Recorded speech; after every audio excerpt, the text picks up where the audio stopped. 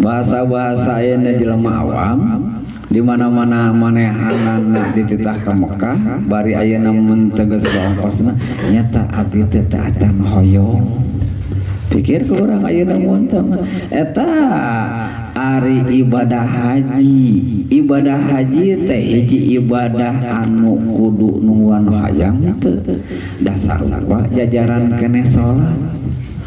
Syahadat apa tadi oge geus dibaca rukun Islam teh.